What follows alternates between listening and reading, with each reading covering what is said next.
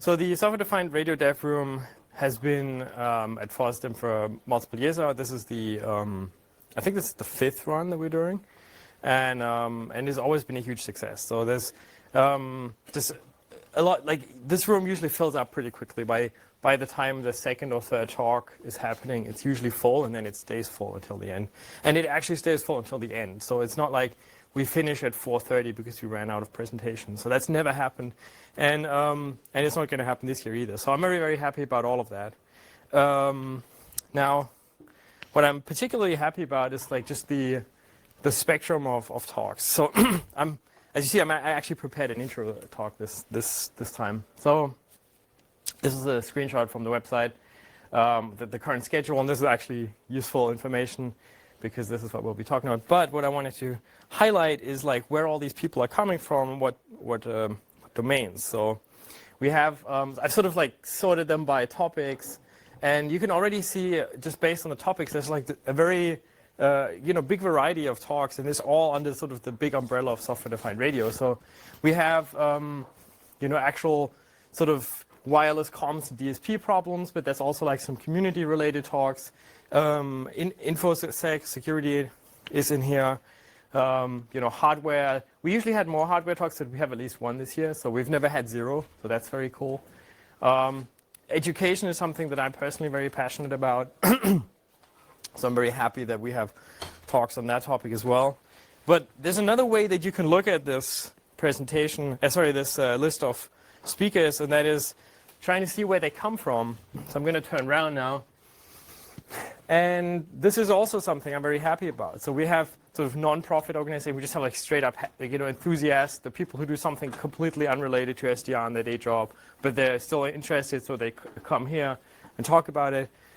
We have people who sort of are government affiliated, academia affiliated, and there's a bit of an overlap there. I realize that people from industry, who get actually sent here by their employers, and I think that's great.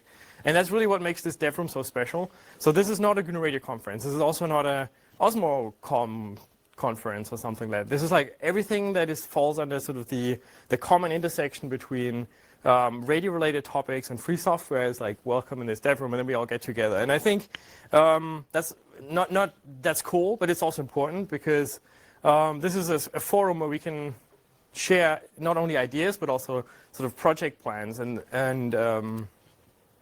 that way can avoid reinventing the wheel, because one of the things about open source and free software development is it is true that most of it is actually these days paid work, but it is still work that is typically done by people who are passionate about things. So if you sort of burn like that enthusiasm and energy by reinventing the same thing twice, like you've just wasted a lot of productivity. So I really hope that we can, I really hope that we can use the dev room as we do every year to just exchange ideas about all these domains, and I just think it's a great opportunity, and we don't really have any other venue like this, so that's another reason I'm so glad that we keep doing it. Okay, I actually prepared a couple of slides, but I'm going to have to blast through them now because I was late, but I still think they're interesting, so I'm just going to quickly mention it. There's a couple of interesting highlights that happened in the last year. So, and this is a slide I had to put in very recently. So because the GNU Radio organization, while it's when I said this is not a GNU Radio conference, GNU Radio is still a big important project in the whole free software radio domain. So there was a recent change in the sort of leadership. There were emails out on the mailing list. Ben explained it all, and Ben of course is still in charge of the project, but Jonathan Corgan stepped down. And we used the opportunity to get a couple of people more involved. So among others, Marcus, for example, and Andre, I saw him somewhere. Oh, there. There's a couple of other people. Derek, is Derek here? Not yet. A couple of people, I listed them here, will become more active, and we'll have more defined roles going forward. So this is, it's sad to see people leave, like Jonathan, who's been putting in a lot of work and money over the years, but it's also a natural cause of events. So we're glad that we can sort of handle it in a organized fashion. So that's one thing. And speaking of events, we did have GNU Radio Conference 2017, which because we don't have this sort of general SDR conference. Like GRCon has become a little like that. So it used to be just GNU Radio topics, and now it's a lot more just like, software radio related topics. It's still mostly focused on GNU Radio, but like the amount of people that come are great. And like this event, like what I like most about GRCon is that we have this big mix of like people who come from hackerspaces, but then also like big companies who, just have to go to this conference because it's become like de facto like SDR like conference. Yeah, and here's a couple of screenshots because we have all the videos uploaded from Fearless leader Ben and our new maintainer Marcus.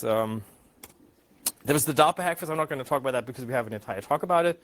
But I did want to put it on these slides because I think it's an important event for many reasons.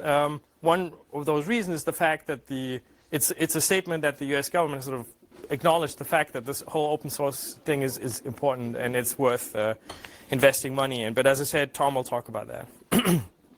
SDR Academy is part of the Ham Radio Conference in Germany. It's not a huge event.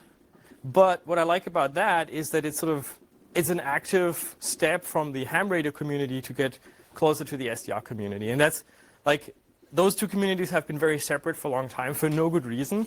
Other than like the people who join those communities are typically from different backgrounds. Those videos are also up online. Okay, and there was plenty of other events. I just picked like several. There's like local small events. Roland Schwartz engineering competition I thought was worth mentioning because this was a fantastic event organized by a company that we haven't really seen in this domain before. And it's just look it up. It's pretty cool. CCC, the Congress is always has SDR related content and plenty of others. I started making a comprehensive list of everyone who's now active in the SDR domain. I just gave up eventually. It's just too many. And that's a good thing. And not only are these like lots of different groups, but also there's a lot of overlap. So for example, these guys use GNU Radio. They do their own thing, and they have a presentation later. But they said, okay, like the whole SDR stuff, like that's the solved problem. We're going to latch onto that. So this is not a competition between groups. This is just like an expanding space of enthusiasts in different domains. We have some new hardware. Robin will talk about Pluto. Lime SDR, there's no representative, I'm afraid. So Edis Research will be releasing another product in the next 2 weeks. I probably forgot some here, but that's also interesting to see that we have like a much bigger spectrum of available options other than just like USUBs and HLSDRs, although of course you should all buy USUBs. No, I'm just kidding. Finally, don't be like there's one thing that I quickly wanted to mention. So we used to have a panel, and I think they usually went well, but they took up a full hour, and they took away from talks. This year we don't have a panel. We have an interactive half hour at the end. So if you just want to like show off stuff or just ask people questions, that's a good place to do that. And yeah, again, this is the schedule. So we'll have Tom first, then Jean-Michel, and then myself again.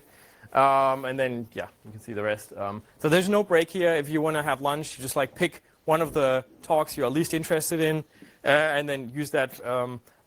This room, as I said, typically fills up. So if you leave, you might not be able to go back in. Remember, we have like very strict rules, like with respect to fire regulations and all of that. So we have to stick to those. But we can like squeeze a small number of people in the corners, but I'd say like fullness like this, we could probably add another 20 people or so. But then that's it. Like so, there's no guarantee that you can come back in. But then fresh air is also a nice thing. All right, thanks everyone. I'd like to welcome all the speakers. I'm just going to hand off to Tom right now. Wait, this is yours.